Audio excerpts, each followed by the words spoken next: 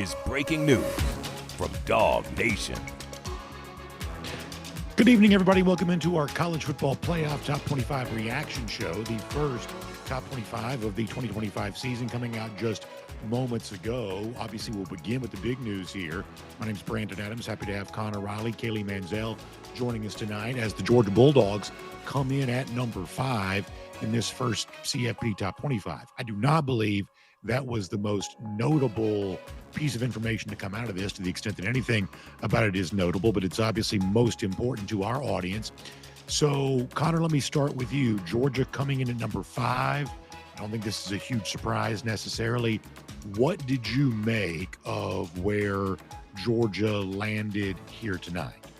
Yeah, it's right where I expected them to land, coming in at number 5, above Ole Miss, a team they beat, below Alabama, a team they lost to.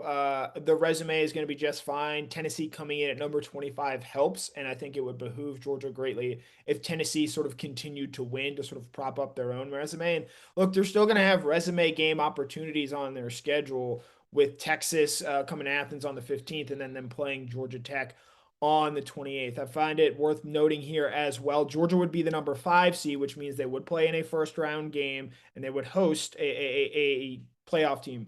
That would be the Memphis Tigers, who were not ranked in the top 25. They are the highest ranked, the 5th highest ranked conference champion right now. They are favored to win the American Athletic Conference. And you have to think there that Georgia would be favored to beat that team rather handily. I would note that Ryan Silverfield made some very controversial statements about the Georgia program earlier this year. That could be a very fun game to look forward to there as well. But Georgia right now coming in at number 5, I don't think that's really a surprise to anyone. They very clearly control their own destiny. And when you look at where some teams are ranked below them, I think, again, a 10-2 Georgia team probably safely gets in, and knowing that there are going to be losses, especially when you look at the back half of the college football playoff rankings, and that Georgia is right where they need to be. And they're going to need some help to get much higher, but I think that could possibly come. And, Kaylee, I'll bring you in on this too. Something that Connor made mention of is something that I also noticed too, which was that Tennessee did get in at the bottom of this top 25, coming in at number 25. For instance, 3-loss Illinois was excluded from the CFP top 25. Tennessee did make it. And while ultimately Georgia doesn't really need a resume boost for the first top 25, it was interesting to see Georgia get credit for an extra ranked win, something that obviously would not have gotten had Tennessee been excluded from the polls on the heels of losing to Oklahoma on Saturday. So Georgia comes in at number 5, but it also can say and has the cachet of having 2 ranked wins, including, as Connor also pointed out, the win after the team against the team ranked just below it in Ole Miss. What else jumped out to you from what you saw from Georgia? Yeah, I mean, once you got past BYU, the 4, 5, 6 was pretty predictable, very similar to the AP poll. I really think it was about where the top 3 fell, and they went in the same direction as the AP poll. I was really surprised to see Tennessee at 25, not because I was surprised to see them ranked, but I figured that's where they would end up putting the group of 5 team. And of course, we know now there wasn't one, but it looks like Memphis is filling that slot for now. I just can't even imagine the reaction from Tennessee fans if they weren't found on that list, but still gives you a quality win just like it did over Ole Miss, and Georgia has more opportunities to get wins over top 25 teams here in the next coming weeks with Texas and Georgia Tech, and then we'll see how the SEC championship plays out. But I mean, I don't think that there's much room for upward mobility in the rankings as of right now, just because of the teams ahead of them. So unless something crazy happens, I think that you're comfortable at that number 5 spot. And then I'm not sure, just looking at it, you potentially match up with Alabama right there in the second round, then have to play the number 1 seed. I'm not sure that's the side of the bracket that you necessarily want to be on, but where Georgia's sitting right now, I think you feel comfortable and kind of see how everything plays out with the teams ahead of them and those directly behind them. Connor, there's obviously a lot of football left before we get here, but couldn't help but notice they also announced the game times for the college football playoff first round. One of those on that Saturday will be at noon. There is nothing that screams Georgia more so than you finally get to host a home playoff game. You're the 5 seed. You're playing just as a placeholder Memphis, which was the group of 5 team that got the nod tonight. There is nothing that screams noon start more than Georgia-Memphis as a 5-12 game in the first round of the college football playoff. So even getting the college football playoff home game, you are not immune from the possibility of having to play that as a noon start on a cold December Saturday. Yeah, that feels like the downside of playing a group of five team. Georgia should be favored to win that game. We'll see if that ultimately ends up being the case. But can I ask you, would you rather have the Friday night game in Athens that they play there, or would you rather just take the noon game?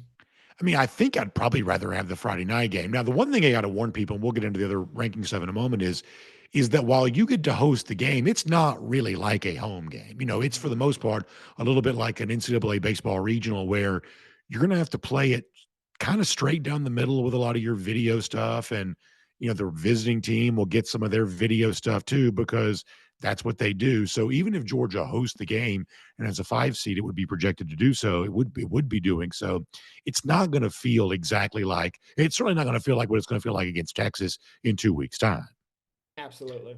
So I want to move on here for a minute to what I thought was the biggest story of all. And I'm not beside myself about this. I'm not angry about this necessarily. I just think it's worth pointing out that after all the talk of strength of schedule and how that's going to be factored in, and that's going to be a metric that's paid attention to this year in a way it was not a year ago. Kaylee, when you look at how the top of these rankings work out tonight, that's not really what the committee did. And typically speaking, they always make it just a little bit different from the AP poll. Also at the top tonight, they didn't really do that. They had a real opportunity to do something different with Ohio State as the number one team. I think they could have put Texas A&M there. A&M has won, at Notre Dame, for instance. Even Indiana that won at Oregon's also beaten Iowa. I think you could have put Indiana ahead of Ohio State tonight. You could have put Alabama not at number one, but Alabama's got 4 ranked wins. You could have put Alabama at number 2 if you wanted to, for instance, on the basis of its strength of schedule thus far. And the committee did not do that. That doesn't mean they won't do that eventually, but tonight was an opportunity to send a message in the very first ranking at the very top of the top 25. They're paying attention to strength of schedule. Ohio State may be the best team, but it doesn't have the best resume thus far. And the committee still ranked them number one. I think that was an opportunity lost to send a message, which would lead me to believe this committee is likely going to function like every committee always functions, enamored by the loss column, looking for zeros, more impressed by record than resume.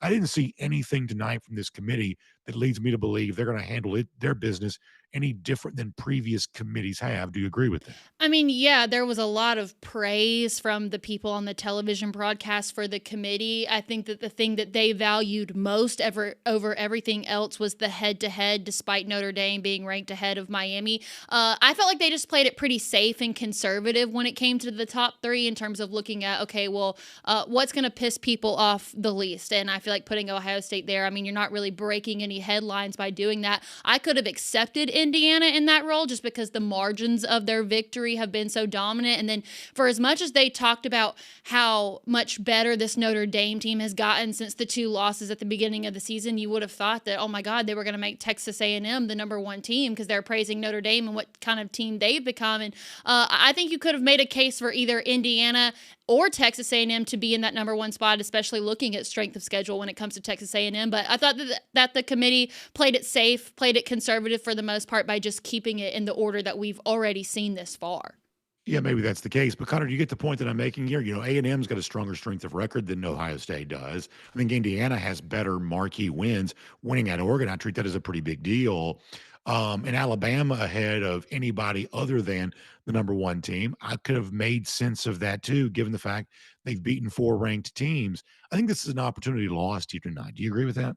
I do. I'm pretty surprised that Notre Dame, not just, or excuse me, Ohio State rather, came in at number one, but wasn't solidly number three. I think I would have ranked Texas A&M number one based on what we've seen them do thus far, and I would have put Indiana there at number two. And with Ohio State, I think Texas sneaking up to where they are, I believe number 11 in the polls right now, helps Ohio State's case as the number one team, but they just have not played the same level of schedule, nor will they, as say in Indiana, and certainly a Texas A&M with what the Aggies have left here. And I'm even more curious a little further down, where they so clearly view the Big 12 as a step above where the ACC is. Yes. I'm pretty surprised that Louisville came in where they did at number 15, and I get you have to probably have them behind Virginia because they lost to them head to head. But to have the trio of BYU at 7, Texas Tech at 8, and Utah, very surprisingly to me, at number 13, compared to where they have that cluster of ACC teams, I don't know if I necessarily agree with that. And so it's very interesting to sort of see how they spaced out those respective teams. But the SEC teams doesn't surprise me. I understand the argument for Alabama, but the problem is that Florida State loss, it was bad in the moment. And because of how Florida State has played, it's only continued to get worse.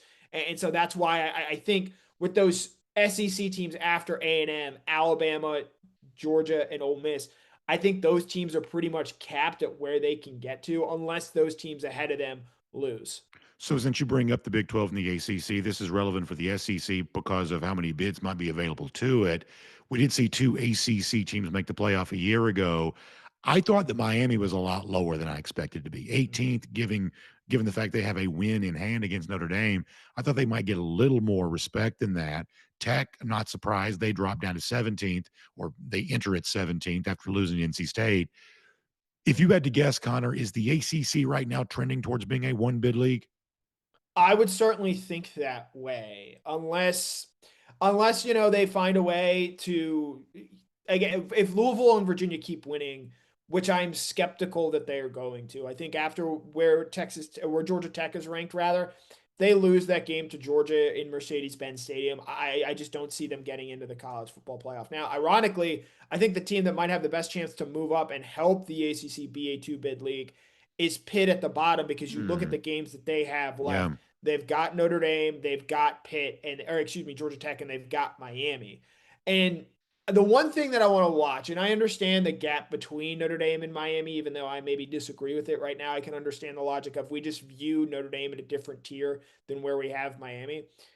If those two teams finish the season ranked 10-2 at the end of the season, I don't know how you rank Notre Dame over Miami at that Yeah. point in time. And that to me is the thing where, right now, okay, I'm maybe willing to grant that. And these resumes are all incomplete. But if Miami, which could pick up a win over Pitt later on as well, both finishes the same record as 10-2 Notre Dame, I'd be very frustrated to see Notre Dame get in over Miami at that point. How about the same question, Big 12? I think that Texas Tech losing a regular season game, my knee jerk reaction is that hurt their chances as a league of getting multiple bids this year. But they certainly had high rankings here tonight with BYU and Texas Tech. And as you mentioned, a little higher than I expected in Utah. Do you think the Big 12 has a chance of being a multi bid league? Yes, that is the biggest takeaway for me right here, especially when you look at Texas having to play Georgia and Texas A&M, Oklahoma, they have to play Missouri and Alabama coming up. And so you factor those teams that are ranked right above where Utah is at 13, and then 7 and 8, Texas Tech and BYU. Now those teams will play this weekend, but I think there's a very good chance that two of those three teams end up getting into the college football playoff. Now, if you're a Big 12 supporter and you want potentially three teams, which I could see happening if you get the right combination of losses, I think you're rooting for Texas Tech to beat BYU this week, and then those three teams win out, and you try and sort it out there after the fact. But you look at Utah's remaining schedule: Baylor, Kansas State, at Kansas. That is very manageable. And if they're able to win out and go 10-2, I think they have a pretty clear path towards getting into the college football playoff, which I did not think we would be discussing here on the first night of these rankings. And Kaylee, I'll ask you about Texas, 7-2, ranked 11th here tonight. The takeaway that I have on that is I do think you have to take seriously the possibility if they could split the games between Georgia and Texas A&M, and obviously our audience hopes the win would come against the Aggies if there's a win coming at all. But if they could split that, I think you still have to take seriously the chance that Texas could make the playoff as a 9-3 team, having beaten Oklahoma, for instance, having beaten Vanderbilt, for instance. I think the resume for Texas playing Ohio State close, right now the committee's number one team. There seems to be a little bit of respect for the so-called bad loss. Iowa seemed to get some of that tonight. I do think you have to take seriously the notion that a 9-3 Texas, something we did not see a year ago, but a 9-3 team such as Texas could still make the college football playoff. Yeah, I think that's a real possibility at this point, either for an SEC team or even potentially a Big Ten team, depending on how everything plays out. I could see a 3-loss team making it in, but it's kind of weird sitting here looking at the reality of Texas getting into the college football playoff, because at the end of the day, the ranking isn't that bad, but it feels like some of the losses and the close games that they've played have made their season seem a lot worse. But also, one thing that I think the committee could be taking into consideration is something that you previously mentioned, and that's some of the opponents that they're playing in the future with Georgia and Texas A&M. You're also looking at the potential wins that they could have in the future and how much of a rankings boost that would be to them. I think that they made the right call putting Texas over Oklahoma, considering the head-to-head, even though Oklahoma just had an incredible win at Tennessee. But from where we're sitting right now, it feels like it's a real possibility for Texas to find a way into the college football playoff, even though a couple weeks ago that may have seemed impossible. But I also think that the potential of the big wins that they could have could give them that push in terms of where they're at right now. For those just joining us, let me reset what we've learned tonight. Georgia comes in number 5 in the first college football playoff top 25. The top 3 essentially looking, and top 4 really looking just like the AP poll, with Ohio State at number 1, Indiana number 2, A&M number 3, Alabama coming in at number 4. By way of just reset, there's a couple of other new topics I want to hit, but by way of reset, Connor, I think number 5 is a pretty good spot for Georgia. I think it speaks to the strength of performance for them through the first, if you want to call it, almost 2/3 of actually exactly 2/3 of the regular season. I'm seeing in our chat some folks are excited about the possibility of a home playoff game for Georgia. That seems to be exciting for folks. So if you're a Georgia fan, it's mostly no news. I mean, there was not going to be a huge reaction about Georgia's ranking one way or another, but I think it's probably good news, especially given what Georgia's been through, the challenges it's facing, some of the close calls that it's had. To be number 5 in the first college football playoff top 25, I think if you're a Georgia fan, I'm not saying you're going to go out and throw a party, but a little bit of a hearty, jovial at least a little bit of an enthusiasm about that is probably well founded. Yeah, that's where you want to be right now. You're in the field solidly. You would get to host a college football playoff game. If you don't have to worry about any politicking, I think, from the college football playoff committee. Now, does it get interesting down the line where, let's say, Texas A&M and Alabama win out, Georgia doesn't play in the SEC championship game, and Texas A&M, let's say they beat Alabama handily, and I realize that we're getting into a lot of ifs at that point. Is there a world where Georgia, despite the head-to-head loss to Alabama, could jump Alabama and potentially get in the top 4? I'm skeptical of that happening, and so I think the only way that Georgia would get a potential first-round bye is probably going to have to be involved with winning the SEC championship game, and that involves some help getting there. And based on what we saw a season ago, while yes, winning the SEC means a lot to these players, and if they're in that game, they should absolutely give everything that they want to go out there and win that.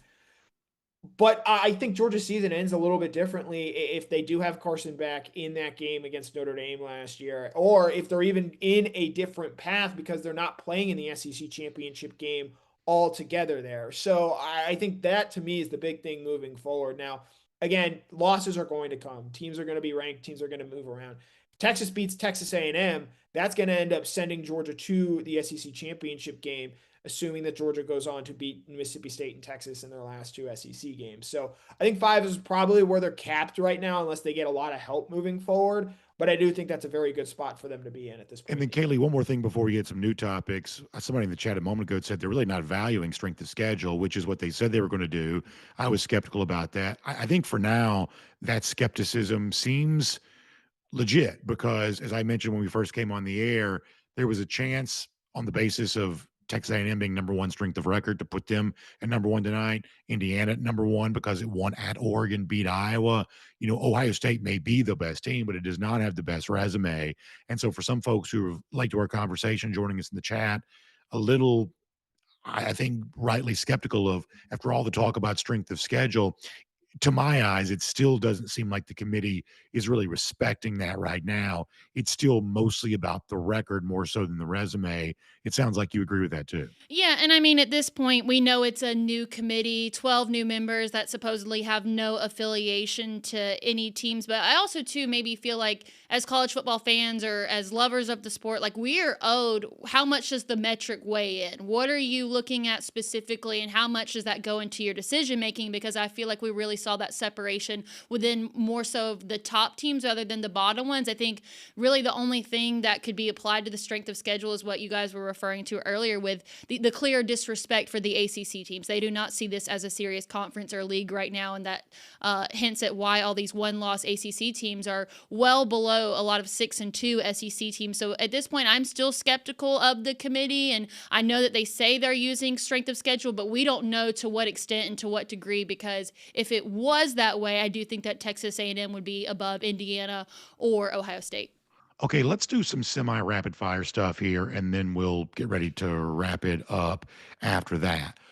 Connor, when I look at what A&M still has to play, Missouri this Saturday, Texas at the end of the season, I would put, I hate to say the odds because that's a mathematical formula, but the sense that I get, it's still more likely than not that Georgia plays in the SEC championship. I think it'd be hard for Georgia to surpass Alabama, given the fact that Alabama has the head-to-head win over Georgia. That would obviously take supremacy in a tiebreaker situation. But my understanding is if A&M loses, then Georgia goes in, right? And for as impressive as A&M has been, I feel like I see a loss coming at some point for A&M. I would hold off on Okay. penciling in a Georgia Alabama college football or a SEC championship game because, and I've done a little bit of the preliminary math and look, there's still a long way to go. Don't get too tied down to these tiebreakers. Well, do Let's tell, say please. A&M, let's say A&M does win out, and let's say Alabama loses to Oklahoma, and you have Georgia with one loss, Alabama with one conference loss, and Ole Miss with one conference loss. Despite losing to Alabama, Georgia would be the team that goes on to play Texas A&M because of the way that the tiebreakers break down. Because of Georgia's SEC schedule and the fact that you have Alabama, Ole Miss, and all those teams, Tennessee, near the top of the standings, that in the end is going to help Georgia in a lot of tiebreakers. That's in part why they ended up playing in the SEC championship game a season ago. So they don't just need A&M to lose per se. They can have Alabama lose. They can have Texas A&M lose. I do think that Georgia's probably incentivized to have Ole Miss keep winning because that does bring in the multi-team tiebreaker there as well with what they have left on the schedule. But there, to your point, there is still a very real path for Georgia to get into the SEC championship game. They just do not control it at this point in time. Because, Kaylee, one of the reasons why this matters and one of the reasons why I think if you're a Georgia fan, you'd still kind of like to be there if you could. There, you'll notice tonight there was no, well, this team is ranked blah blah blah, but seeded blah blah blah. Your ranking is your seed, with the exception of the group of five. Your ranking is your seed. Therefore, it's entirely possible that both the teams that play in the SEC championship could have those first round buys. Last year, that would have been an impossibility. This year, it may not happen, but it would be eligible to happen. So if you can keep winning and get to the SEC championship, even if it means you miss out on the chance to host a home playoff game, I think your path to a national championship would be a little bit more straightforward. I think you probably still want to play for the SEC championship if you can, in other words. I don't feel that way. I mean, I know it's controversial. It may be like a new school way of thinking, but we saw what happened in last year's championship when Georgia lost their quarterback. And I feel like now we're getting to this point where maybe Georgia's the healthiest that they've been, despite the injuries with Jordan Hall and DeMello Jones. So I feel like if you let everybody else do the SEC cannibalism, sit this one out, I would be comfortable with Georgia hosting maybe that number 5, that seed, or even potentially 6 and hosting 11 at home. I know it's the new age way of thinking and people might not see it that way, but I just think from a health standpoint with the team, it's probably best if they don't play in the SEC championship. But that's just my personal opinion. Like you said, it could make it more straightforward, but that's the thing with the rankings this year, and we'll see what ends up happening to the conference runner-ups. But it's certainly a lot more subjective, and it's definitely going to lead the college football playoff committee up for more scrutiny when they decide what they're going to do with the conference runner-ups. Connor, as a follow-up on this, I know last year that was the big talking point of, oh, you don't want to play for the conference title. But the truth is the conference championship game losers were treated pretty well by the CFP committee. I think maybe a little bit better than folks realized, even though the process for who plays for these conference championships, for the most part, is pretty random. These tiebreakers are kind of obscure. I think you still want to play for the SEC championship if you can. What do you think? With this Georgia team, I would lean against it, and I agree with a lot of what Kaylee had laid out there. But at the same point in time, I mean, if you've got a chance to earn a first-round bye and potentially earn an easier path moving forward, I can understand you doing that. Because, like, let's look at it right now, and let's say that things play out as they are currently projected. You're the number 5 seed. Yes, you're playing Memphis. I don't know if you want to go play Alabama down there in Miami. And look, I know they played very close here in Athens. They've played close a bunch in recent years. I don't think there's a lot of Georgia fans out there that would be thrilled with seeing Alabama in the quarterfinal game. I think they'd like a shot at maybe an A&M, maybe in Indiana, maybe somebody else moves up there in those rankings. So I certainly think if you want upward mobility, you're going to want to go play in the SEC championship game. But if you want a home college football playoff game, I think you might want Georgia to sit out of the SEC championship game. All right, let me ask you both a question, then I'll give you a chance at final thoughts too. Starting with you, Kaylee, is there going to be a big argument coming out of these first top 25 rankings? Because just going through it quickly, then jumping on the air, I mean, I obviously argued for the strength of schedule thing at the top, but I'm not arguing it very forcefully because for the most part, I think it's going to take care of itself. I'm not that upset about it. Do you think there's anything related to this top 25 that's either on social media and I haven't seen it or will take place over the course of the next couple of hours? Is there a forceful argument coming from somewhere that you've either already seen or you anticipate will happen? No, I haven't seen it, but trust me, I'm excited too because they could have laid these rankings out perfect. I don't know what perfect looks like, but everybody's going to talk about it. I definitely think there will be a lot of conversations about how the top 3 were presented because, I mean, we've already discussed this. You could make an argument for Indiana or Texas A&M, at least for me personally, and I know it probably feels like I am anti-Notre Dame on this show, but I think in looking at specifically the top 15, seeing Notre Dame at 10 was the most surprising to me because, yes, I get they lost the first 2 games. They've gone on a stretch since then. Jeremiah Love looks great, but I mean, looking at their wins, their best win is over USC, who I think came in at 19. Yeah, it was a 10-point win, but that didn't really happen until the end. I think there are teams below them that have 2 losses that have better quality wins than what Notre Dame did, and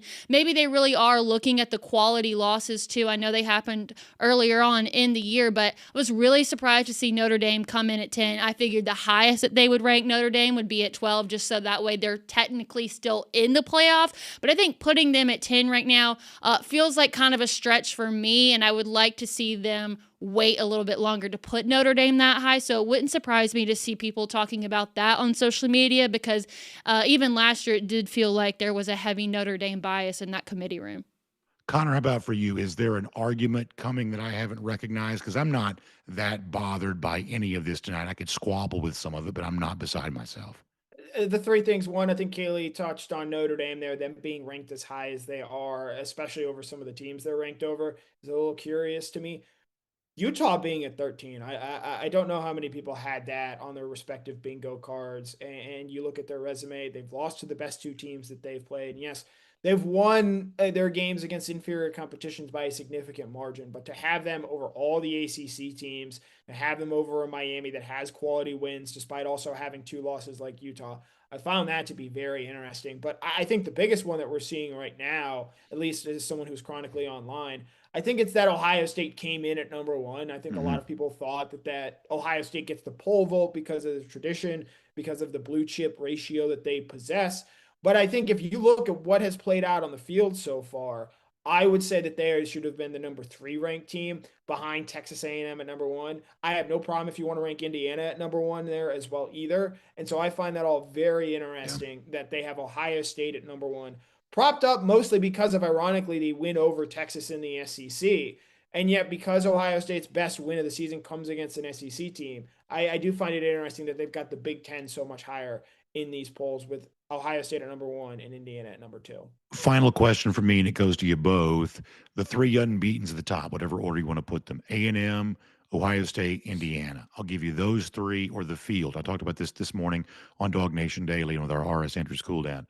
I'll give you the 3 unbeatens or the field. Kaylee, for the national championship, based on what you've seen thus far, you want 3 unbeatens, or do you believe the national championship is more likely to come from the field? We had this conversation after DawgNation Daily. At this point in time, I would take the field because somebody's going to come alive in November. Of course, I would love to see it be Georgia, but you want to be at your best at the end of the season. And from where these teams stand right now, I still don't know if I can take Indiana seriously just yet. When it comes to Texas A&M, even that fan base feels like they're bound to lose a game at some point. And with Ohio State, I think it's been hard to judge based on their schedule this far how good they actually are. And It can't be that easy. So at this point, I would gladly take the field over one of these top 3 teams because something's going to click for someone in November. They're going to be the best towards the end. So give me the field.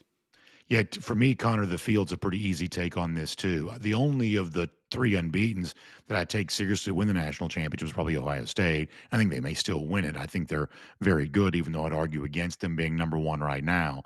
But given the choice of that trio or the rest of the top 25 and the rest of the country, I reckon, I would take the field over the 3 unbeatens. What about for you? I'm taking the 3 unbeatens. Okay. And look, I know that last year, Ohio State came in at number 2 in the initial rankings. Notre Dame, who played for the national title, came in at number 10. So that leans to maybe the field argument there. But I legitimately believe Georgia is the number 5 team in the country. I believe that is where they deserve to be ranked. I believe that is what they have shown on the field this season. And I just don't see them as a team that can win the national championship this year. And that speaks to just sort of where the rest of the teams are, and it speaks to what Ohio State, Indiana, and Texas A&M have done to this point. Now, A&M's schedule is going to get more difficult. We'll see how they handle that. But I think Ohio State and Indiana have pretty easy paths to the college football playoff. They're, I think, going to play each other in the Big Ten title game. Although if Ohio State messes around and loses to Michigan, that does open the door for Ohio State to not play in that Big Ten championship game, which could move them down a little bit. But I just think that those 3 teams are operating on a week-to-week level of consistency that ranks better than what I have seen from an Alabama, even at number 4. You look at what they've had to do and how they've had to navigate. They've already lost a game to Florida State. They very nearly lost on the road to South Carolina. They don't necessarily have an easy schedule left. I just think that those top 3 teams, there is a pretty sizable gap in my mind between in terms of winning a national championship. Now, do I think 2 of those 3 teams are going to play for the national title? I do not. I think one of the teams in the field is going to play one of those 3 teams for the national championship this season. Interesting answer. I'm a little bit surprised by. Okay, so we'll wrap up here. Kaylee, how about a final thought from you? Something we've touched on already, or maybe a point that hasn't been brought up yet. Looking at this full, complete top 25, what's the thought you'd like to leave us with? 5 was super predictable. Expect Georgia to stay there if they keep winning. I mean, for as much praise as there was for the committee tonight on the broadcast, I really didn't see it. They haven't done anything to impress me this far. Still don't trust them. Maybe some of that's bias from last year, but we'll continue to see what they do. And I hope moving forward they give us a better indication of exactly what it is they're looking for in that room. Connor, how about for you? A final thought. I'm looking at the teams outside the top 12. And I would note here, I know BA sort of touched on this earlier. Virginia is currently the highest ranked ACC team. And I would note as well that Virginia's lone loss, while it did come to an ACC team in NC State, that is not classified as an ACC loss. That is an non-conference game because Good of the point. way it is scheduled. Good They point. would be in as the number 11 seed in this format. I do think a team that we see tonight ranked outside of, I'll say even the top 10, is going to get into the college football playoff. Last year we had 3 such teams from the initial rankings, including an unranked Arizona State. And I think that just speaks to we've got a ton of football left to be played here. In the first rankings last year, Miami was 9-0 and ranked number 4 in these initial rankings, and they ended up not making it into the college football playoff. So a lot of football still left to be played, and we're going to see some change. Yeah, I'll give you a final thought here. If I go back to where I was on Georgia in the middle part of September when it was going to overtime and having to fight for everything to beat Tennessee and obviously losing to Alabama, if you could have told me weeks later that Georgia could be 7-1, ranked number 5 in the college football playoff top 25 initial rankings, I wouldn't have found that unbelievable. I would have certainly viewed that as a possibility. I'm just simply saying, man, I would have taken it. I would have viewed that as an awesome thing, just given how uncertain most of this season is felt. And listen, I think that Georgia's still got some legitimate concerns. I do. But I think with each passing week, they seem to be alleviating some of those issues. They seem to be turning a corner in some respects. Beating Mississippi State by double-digit points, a couple of touchdowns would go a long way for me. But I think this team is starting to not only be the 5th-ranked team in the CFP Top 25, but starting to feel a little bit more like that kind of team. And obviously, hope that continues on the road this week in Starkville and then for a huge showdown coming up against Texas. So if you're a Georgia fan, I think you take good news. To the extent that you take anything, it's positive from the top 25 here. And we'll sit back and relax. We'll be ready for the rest of the debates that are certainly going to play out as this field starts to take shape in all of the various conferences. I want to appreciate Connor Riley and Kaylee Mansell for being a part of the show tonight. Jay Black for helping us get this thing on the air. We'll come back and do this with again next week. Don't forget, this was later tonight because of the college basketball. It'll be earlier most weeks, and we'll obviously But follow. not next week. Pardon me? Next week it's on even later. It starts at 8:45. Oh, so I thought this was the Armed Forces basketball game tonight. No, that's next week? That's next week, yeah. Okay. Well, then there you go. I Wait, thought this was the basketball week. I have one final thought that I forgot about, and then after that, Jay can cut the cameras. Might want to go ahead and cut Connor's mic. Let's not forget, by the way, that Connor Riley did pick Penn State to win the national championship. We didn't even talk about them tonight, so that's actually my final thought. Oh, my. All right, so we'll leave it with that for tonight. Fun stuff. Hey, stay close to Dog Nation. Plenty on the site about how it works out for Georgia and what's coming next, the rest of the SEC, and obviously tomorrow morning we'll be talking about this on Dog Nation Daily as well. So we appreciate you being with us this evening. Stay close to the site for all the top 25 talk in the weeks to come, and we will look forward to talking to you again very soon.